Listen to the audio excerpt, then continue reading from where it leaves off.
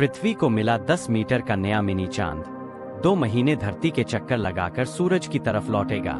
जब पृथ्वी का निर्माण हुआ था तभी एस्ट्रॉइड का निर्माण भी हुआ था।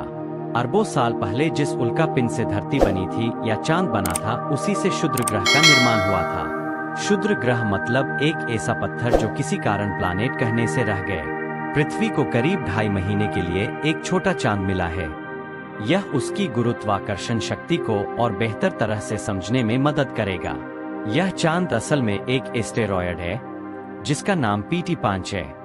इसे 7 अगस्त को खोजा गया था। इसका डायमीटर लगभग 10 मीटर है।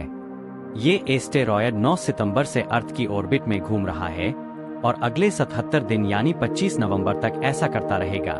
अगर वैसे देखा जाए तो क्षुद्र ग्रह मंगल और गुरु के बीच में जो एस्टेरॉयड रेंज में देखे जाते हैं, उसी के साथ वह ग्रह की तरह ही सूर्य की परिक्रमा करते रहते हैं और ऐसे ही परिक्रमा करते करते ही यह पृथ्वी के पास से ही गुजरते रहते हैं। तो आपके मन में आया होगा कि यह पृथ्वी को टकराता क्यों नहीं।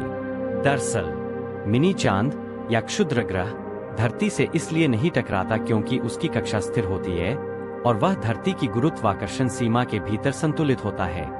इसके अलावा धरती के चारों ओर कई खगोलीय बल होते हैं जो इसे एक निश्चित दूरी पर रखते हैं। हालांकि अगर उसकी कक्षा में कोई बदलाव आता है तो संभावित टकराव की स्थिति बन सकती है, लेकिन ऐसा बहुत ही कम होता है।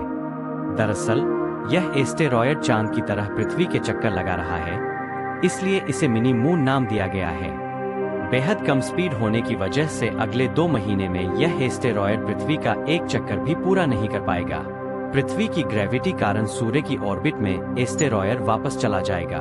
25 नवंबर के बाद 2024 PT5 एस्टेरॉयड पृथ्वी की ग्रेविटी से आजाद होकर सूर्य की ऑर्बिट में लौट जाएगा। दरअसल सूरज के चक्कर लगाते लगाते यह एस्टेरॉयड धरती के करीब पहुंच चुका है। इस वजह से यह ग्रेविटेशन फोर्स से खींचकर पृथ्वी के चक्कर लगाने लगा है। 25 नवंबर के बाद यह धरती से दूर हो जाएगा और इस पर ग्रेविटी का असर भी खत्म हो जाएगा। तब यह वापस सूरज की ऑर्बिट में लौट जाएगा। वैसे तो पहले भी कई एस्टेरॉयड धरती के चक्कर लगा चुके हैं, लेकिन PT5 इतना धुंधला होगा कि इसे आंखों या दूरबीनों से नहीं देखा जा सकेगा। इसे सिर्फ 22 मैग्नीट्यूड वाले एडवांस ऑब्जर्वेटरी से देखा जा सकेगा। हार्वर्ड और स्मिथसोनियन की एस्टेरॉयड रिसर्चर फेडेरिका स्पोटो का कहना है कि PT5 से उन अंतरिक्ष के एस्टेरॉयड के बारे में जानकारी मिलेगी जिनमें वे भी शामिल है जो कभी कभी पृथ्वी से टकराती है।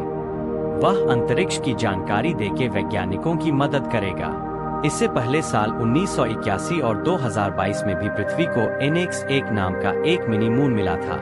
ऐसे ही और फैक्ट जानने के लिए चैनल को लाइक, शेयर एंड सब्सक्राइब कीजिए।